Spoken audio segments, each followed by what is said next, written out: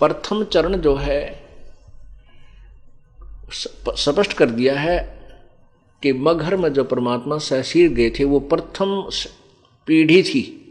जब परमात्मा बनारस में आए हुए थे वो प्रथम पीढ़ी हमारी चल रही थी अपने कलयुग में। तो वो उस समय हमारे जो बुजुर्ग थे उस समय जो भक्त आत्माएं थी वो अशिक्षित थे, और शिक्षा केवल एक विशेष वर्ग ब्राह्मण वर्ग के पास ही उपलब्ध थी। उन्होंने भक्ति मार्ग को न समझा, केवल स्वार्थ मुख्य मान करके उन्होंने इस भक्ति को बर्बाद किया। परमात्मा ने यथार्थ ज्ञान समझाया, कहने की चेष्टा की, लेकिन उन स्वार्थी गुरुओं ने, ऋषियों ने, महर्षियों ने परमात्मा की महिमा को जनसाधारण तक नहीं जाने दिया। ये तो थी प्रथम पीढ़ी। और लास्ट की पीढ़ी जो तीसरी पीढ़ी, बिचली इसलिए लिखा है कि ये क्लियर हो जाए। अब ये बिचली पीढ़ी शुरू होगी। लास्ट की पीढ़ी जो कलियों की होगी वो कृतघ्नी हो जाएंगे, कति भगवान भजे नहीं, और बहुत बुरा हाल हो जाएगा कलियों के लास्ट में। सभी मांसाहारी हो जाएंगे, कोई मर्यादा नहीं रहेगी, मनुष्य को मनुष्य खाने लग जाएगा, ऐसा जुल्म हो जाएगा। तो कहते वो पिछली पीढ़ी तो कृतघ्नी, पिछली पीढ़ी तो लास्ट वाली पीढ़ी तो कृतघ्नी हो जाएंगे, और अब बीच वाली पीढ़ी जो अब चल रही है वर्तमान में, और ये हजारों वर्ष चलेगी, ये पार करने हैं। इन हजारों वर्षों में वो पुण्यात्मा परमात्मा पुनर्जन्म देगा उनको, जो परमात्मा के कोटे में, इस ब्रह्मांड के एक कोने में परमात्मा ने अपना एक विशेष स्थान राजदूत भवन की तरह स्थापित किया हुआ है। वहां उन पुण्यात्माओं को रखा हुआ है। अब वो पुण्यात्मा जो पुण्य कर्मों से परिपूर्ण होंगी वो तुम्हारे घरों में जन्म लेंगी, तुम्हारे पुत्र या पुत्री रूप में। वो इतने सुख, उनके इतने पुण्य होंगे कि उनके काम भी बढ़िया चलेंगे, सारे समाज से न्यारे उनके सुख होंगे, और ये भक्ति करेंगे और बेड़ा पार करवा जाएंगे। इसलिए आपको तैयार किया जा रहा है कि आपके घरों में पुण्यात्मा आए। पुण्यात्माओं, अब आप परमात्मा के ऑपरेशन में हो। कुछ भक्त आत्मा कहते हैं क्योंकि ज्ञान तो है ही नहीं, समाज के लोग हमारे को ज़्यादा टॉन्ट कसते रहते हैं। जैसे लड़के का शादी होगी, लड़के लड़की की, एक बालक खराब हो गया गर्भ में, दूसरा भी खराब हो गया, तीसरा भी हो गया, और नाम ले रखा है, तो पड़ोसी तो कहेंगे, रिश्तेदार भी कहेंगे कि तुमने के नाम ले रखा, थारे वंश नहीं चल रहा है। लेकिन यह बात आपने बहुत गहराई से सोचनी होगी। परमात्मा ऐसी दुष्ट आत्मा को तुम्हारे घर जन्म नहीं लेने देंगे जो तुम्हें भक्ति बाधक हो, और काल चाहेगा कि ऐसा दुष्ट पैदा कर दो बेटा या बेटी रूप में, ना जीवे ना जीण दे। तो उनके संस्कार भी आपके जन्म गर्भ में आ गया तो उसका जन्म माना जाता है, उनको वहीं समाप्त करता रहेगा। ये परमात्मा का ऑपरेशन है। लेकिन आपकी बुद्धि इतनी संकीर्ण हो गई है कि हम चिंतित हो जाते हैं, नाम भी त्यागने तैयार हो जाते हैं, क्या रखा है वहाँ पर।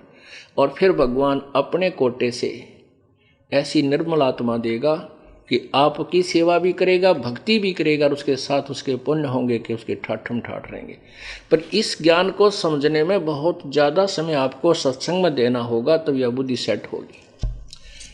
और ऐसे प्रमाण है, वर्तमान में दिखा दूं आपको, हजारों की संख्या हमारे भक्तों ने नाम ले रखा है। उनका बेटा इतना दुष्ट पैदा हो गया जो जीवन जीण दे रहा, तंग करे, लड़ाई करे, गाड़ दे, भूंडा बोले, कई तनों के हैं कि एक रू बेटा रोज पीटे है।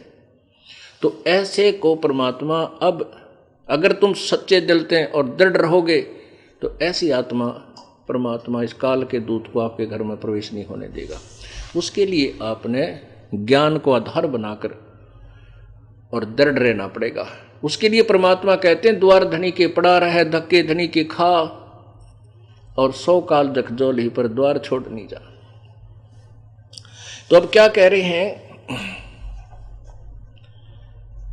कि प्रथम चरण में तो मैं मगहर में सशरीर जाऊंगा, फिर आएंगे। अब ये बिचली पीढ़ी शुरू होगी, क्यों सब शिक्षित हो गए, पहले अशिक्षित थे। अब प्रसंग चल रहा है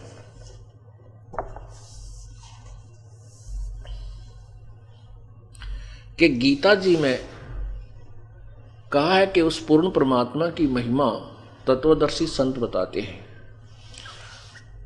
और उस तत्व ज्ञान में परमात्मा के द्वारा प्रभु के द्वारा अपने मुख्य ज्ञान में, अपनी वाणी में जो अपनी ही महिमा आप ही बताई है, उसके अंदर ये सभी क्रियाएं भगवान की भक्ति कैसी होनी चाहिए और कैसी नहीं होनी चाहिए, जो व्यर्थ है, उसका उस तत्व ज्ञान के अंदर विस्तृत वर्णन है। उसको किसी तत्वदर्शी संतों के पास जाकर समझ और उनसे फिर वो मार्गदर्शन प्राप्त कर। वही ज्ञान जो गरीबदास जी महाराज के माध्यम से परमात्मा ने अपनी वाणी को प्रकट करवाया है कि संवत 1774 सोई 75 सोई तागड़ प्रेम प्रगटै सोई, तो उसमें लिखा कि मेरी वहां वाणी प्रकट होगी, मेरी महिमा की वाणी प्रकट होगी, लेकिन उसके अनुयायी गरीबदास पंथ के 12वें पंथ के अनुयायी भी मेरी महिमा से अपरिचित रहेंगे, क्योंकि वो समझ नहीं सकेंगे। इसलिए नहीं समझ सकेंगे क्योंकि उनको तत्वदर्शी संत नहीं मिले। गरीबदास जी तत्वदर्शी संत थे, बंदी छोड़ थे। उनको परमात्मा ने बिल्कुल सख्त हिदायत दे दी थी, निर्देश दे दिया था कि सार नाम किसी को नहीं देना है और ये तत्व ज्ञान भी नहीं बताना है। हाँ, मेरी महिमा और आपकी मेरी महिमा का गुणगान कर, मैं तेरे साथ हूँ, शक्ति परमात्मा ने दी। गरीबदास जी ने बहुत चमत्कार दिखाए ताकि परमात्मा ये सिद्ध हो सके कि गरीबदास जी कबीर जी के उपासक थे और उन्होंने भी वो अनहोनी करके दिखाई जो जनसाधारण नहीं कर सकता। ईश्वरीय शक्ति युक्त थे। उसके कारण क्या हुआ कि परमात्मा की महिमा की वाणी अभी तक हमारे पास सुरक्षित रही, क्योंकि उनके अनुयायी इसको पढ़ते रहे। इसके पढ़ने से थोड़ा बहुत लाभ होता रहा ज्ञान यज्ञ का, बाकी उनके पास भक्ति नहीं है। तो अभी तक वो चलती आ रही थी, इसलिए हमें ये ज्ञान यों का तो सुरक्षित मिल गया। तो वो वाणी जो कबीर महिमा की वाणी है और गीता जी अध्याय नंबर 4 के श्लोक 34 में कहा है, वो आपको अब सुना जा रहा है। वो तत्व ज्ञान गीता अध्याय नंबर 4 के श्लोक 32 में जिसके विषय में कहा है कि वो परमात्मा की मुख्य वाणी में, उन्होंने तो वेद की वाणी में कहा नहीं, वेद की वाणी, वेद तो आपे वाणी है, वेद तो सारे ही श्लोक हैं, मंत्र हैं। वेद की वाणी की थी, वेद के मंत्र हैं, वो परमात्मा की महिमा के ही हैं। वेद मंत्र हैं, वेद के नहीं, वेद मंत्र हैं वो। और कबीर परमात्मा ने की वाणी, परमेश्वर की वाणी, वो आपको सुनाई जा रही है। अब इसमें क्या बताया है? ग्रीवन्योल नाद सुभान गति, वो लड़े भुवंग हमेशे, जड़ी जान जगदीश है, विष्णु व्याप शेष। अंश गवन करते नहीं, मान सरोवर छाड़े, कौवा उड़ उड़ जाते हैं, ये खाते मांसाहार। अंश दशा तो साधे हैं, सरोवर है सत्संग, मुक्ता हलबाणी चुगे फिर चढ़े नवेला रंग।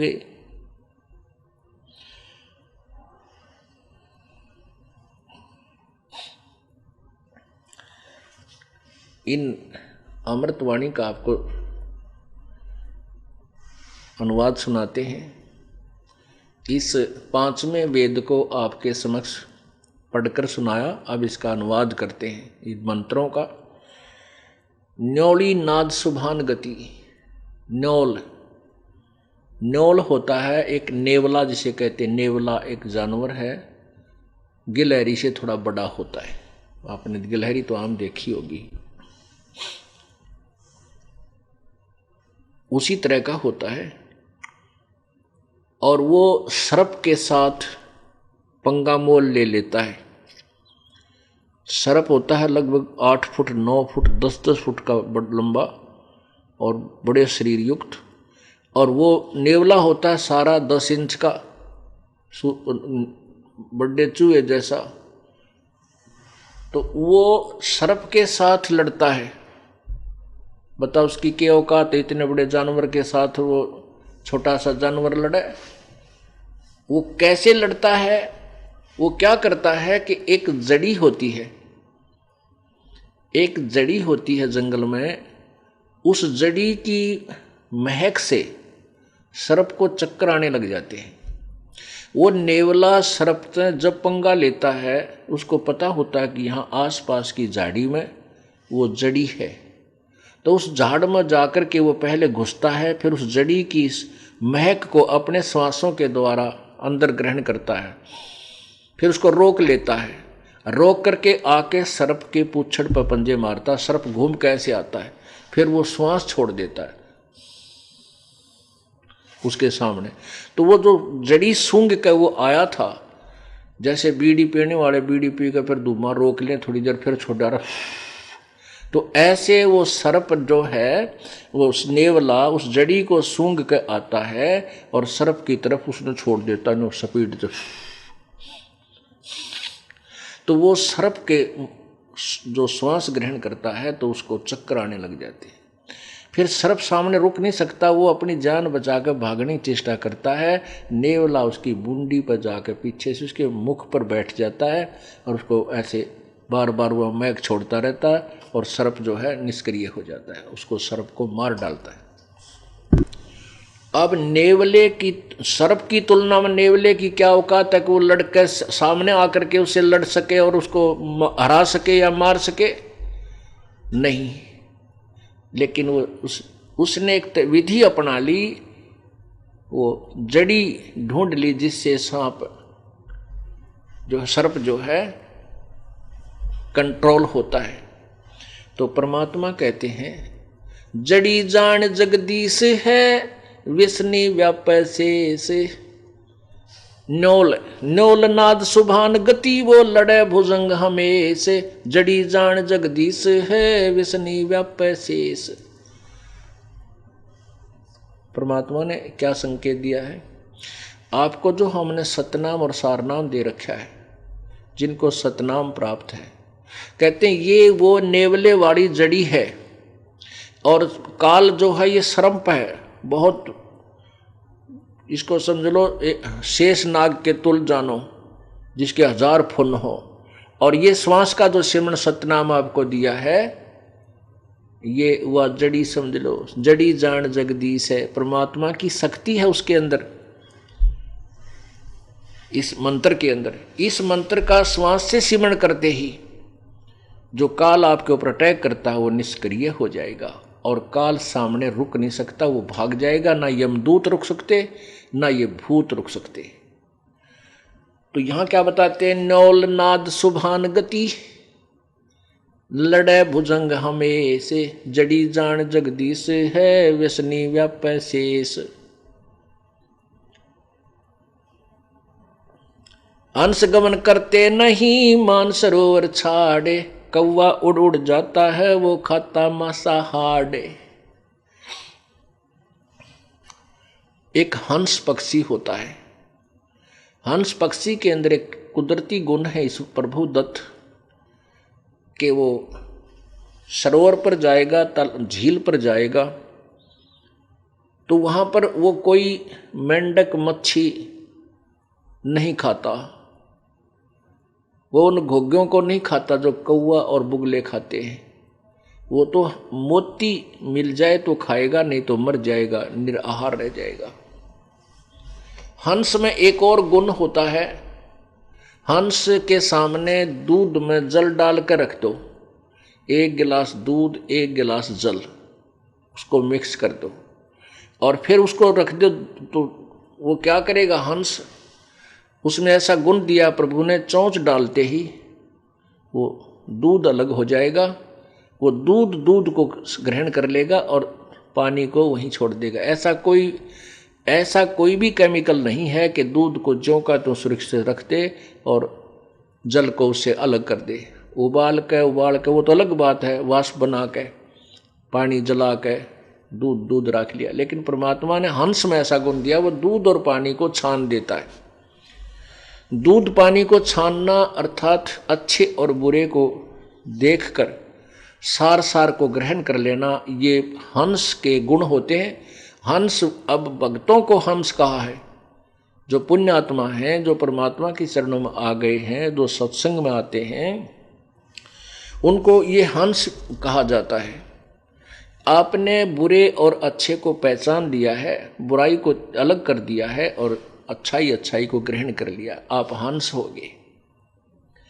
बीड़ी शराब मांस तम्बाकू आपने त्याग दिया, चोरी ठगी जारी आप नहीं करोगे, आपने दूध और पानी को छान लिया, आपने निर्णय ले लिया कि बुराई करना बहुत गलत है, इसलिए हमारे जीवन के लिए घातक सिद्ध होगा और पुण्य और भक्ति करना ही एक शुभ कार्य है।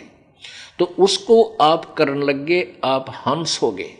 तो यहाँ क्या बताते हैं, हंस गमन करते नहीं मान सरोवर छाड़े, कौवे उड़ उड़ जाते हैं वो खाते मांसाहार। अपने आत्माओं, आपने वेद पढ़े, आपको वेद भी पढ़ कर सुनाऊंगा, उसमें तो बहुत सिंपल ज्ञान है।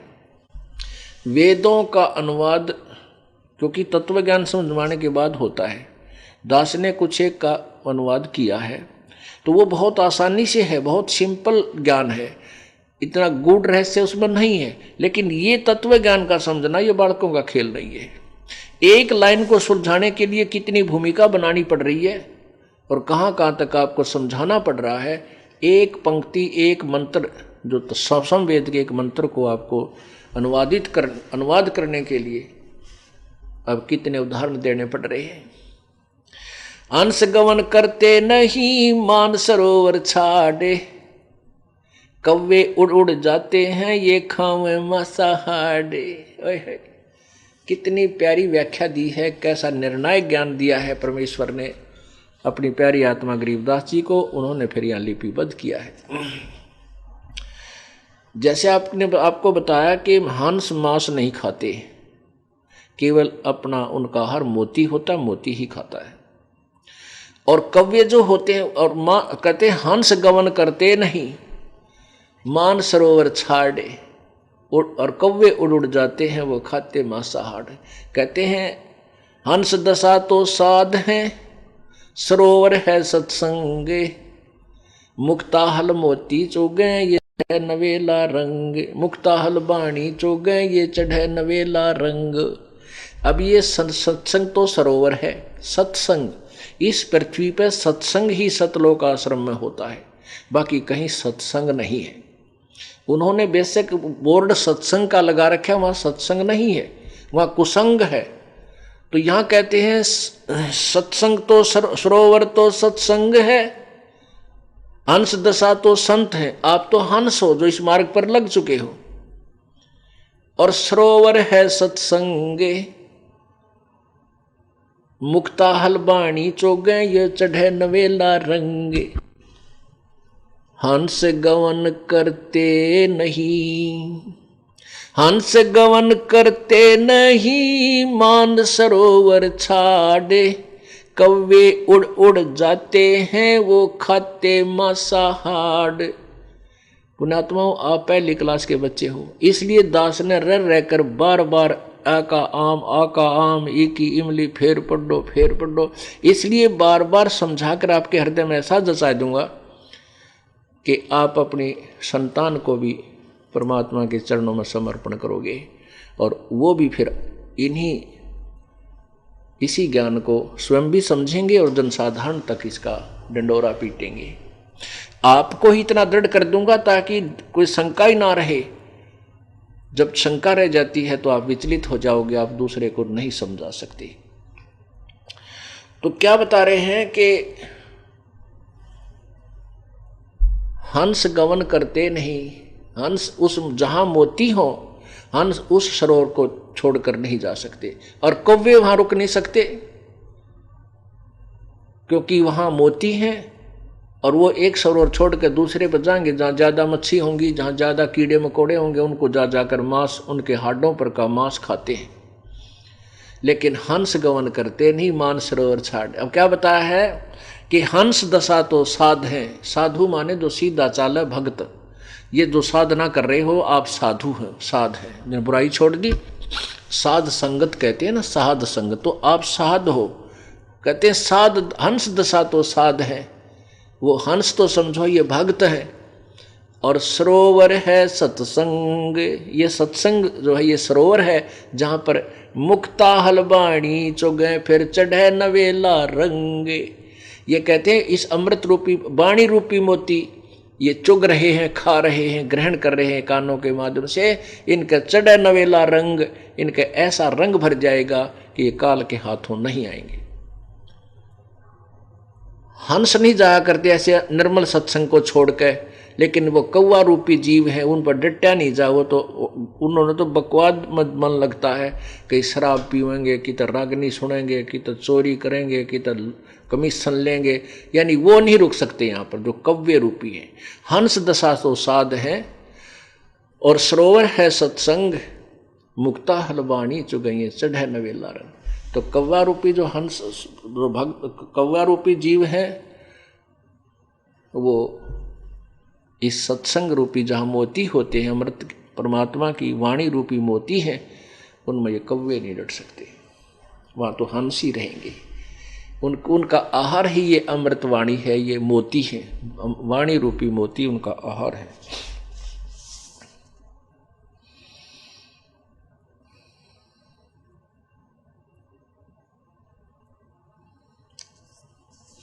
दरस परस नहीं अंतरा, रूमी बस्तर बीच, पारस लोहा एक डग, पलटे नहीं अभीच। अब क्या बताते हैं परमात्मा कि जिनके हृदय में कपट है, जिनके हृदय में परमात्मा की जगह नहीं बनी है, वो मोक्ष नहीं हो सकते, वो मुक्त नहीं हो सकते, उनका मोक्ष नहीं हो सकता। उदाहरण देते हैं कि एक पत्थर होता है जिसको पारस कहते हैं। उस पारस के पत्थर, उस पत्थर पारस पत्थर में एक ऐसा गुण होता है कि यदि उसको लोहे के साथ टच कर दिया जाए, वो उस पूरे लोहे के जो एक मास पूरा होगा, उस पूरे लोहे के टुकड़े को सोना बना देता है। और कहते हैं रूमी वस्त्र अंतरा, यानी एक बहुत ही पतला सी साड़ी हो, रूमी वस्त्र, जैसे बहन दुपट्टा लेते हैं, या मलमल समझो, मलमल से भी और पतला कपड़ा हो, और उस पारस और पत्थर के बीच में यदि इतना भी अंतर रह गया, वो बिल्कुल साथ रखे दिखाई देते हैं, लेकिन फिर भी उसमें इतना भी अंतर रह गया तो भी वो लोहा सोना नहीं बन पाएगा। और साथ ही रखे हैं तो कहने का भाव यह है कि सत्संग में भी आवे और उनके अंदर जगह नहीं, परमात्मा की कसक नहीं बनी, उनका मोक्ष नहीं होगा। अब गरीबदास साहब क्या समझा रहे हैं? कस्तूरी नाम कबीर है, ये बिन छेड़े मैं कंते, आद अंत की कहते हूं, पटतर कोई न संते। कस्तूरी नाम कबीर है। कस्तूरी में एक बहुत सुंदर महक आती है, बहुत ही सुखदाई महक आती है, वो अपने आप निकलती रहती है उसके अंदर से। कहते हैं कस्तूरी नाम कबीर है और बिन छेड़े मैं कंत, आद अंत की कहत हूं, पट्टर कोई न संत। यानी उस परमेश्वर के बराबर कबीर जी की तुलना में कोई भी संत नहीं है, उनके पट्टर, उसके इक्विवेलेंट कोई भी संत नहीं है। संत शिरोमणि सब संतन सिरताज हैं, सतगुरु अदल कबीर।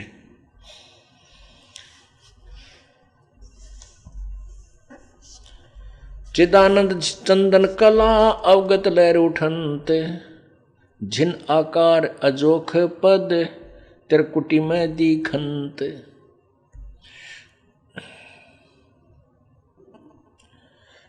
नैनो मद निरखत रहे अवगत नाम कबीर, बेड़ा पार लगाए हों सुरत सरोवर सीर।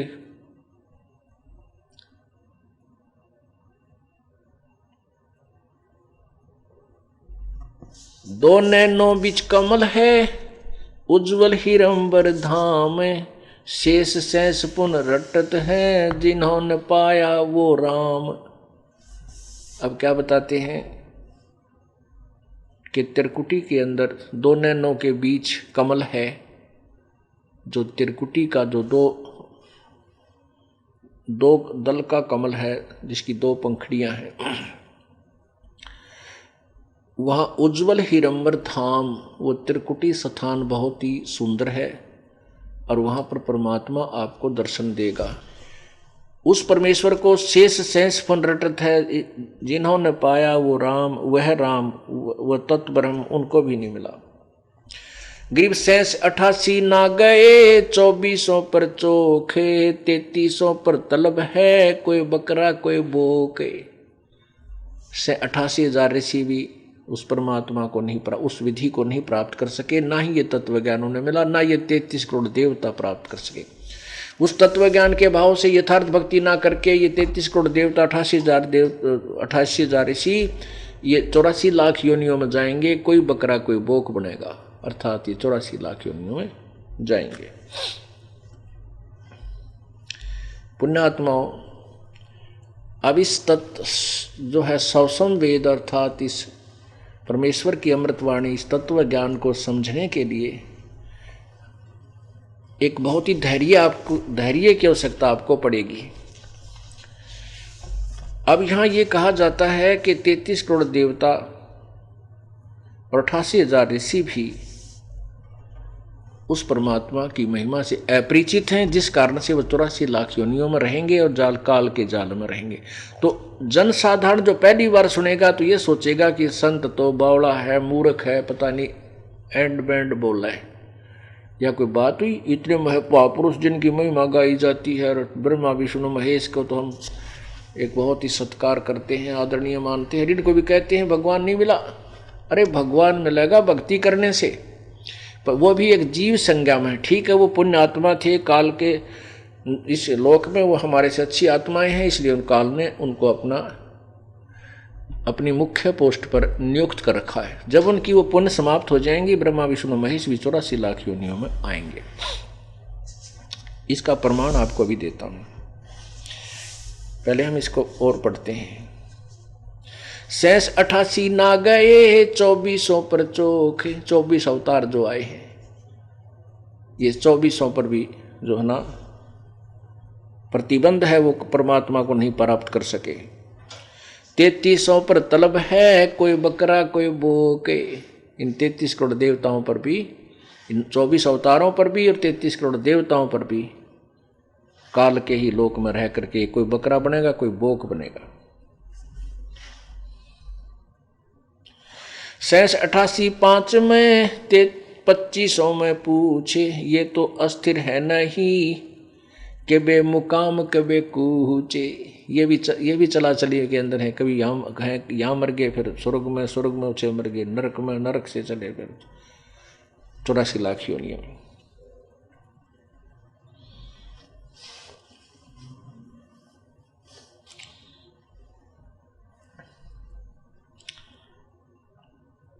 ना सतगुरु जननी ही जन्या। गरीबदास जी कबीर परमेश्वर के विषय में कह रहे हैं, ना सतगुरु जननी जन्या, जाके माने बाप, पिंड ब्रह्मंड से बाहर है, जाना तीनों ताप। वो तो पिंड और ब्रह्मंड के पार है, कर्णनो दीदार महल में प्यारा है। गरीब कबीर साहिब जी की अमृतवाणी सौसम वेद में लिखा है कि पिंड और अंड के पार सो देश हमारा है। यहाँ गरीबदास जी भी वही उसकी समर्थन कर रहे हैं कि ना सतगुरु जननी जन्या, जाके माप माने बाप, पिंड ब्रह्मंड से रहित है, ब्रह्मंड से बाहर है, नावा तीनों ताप।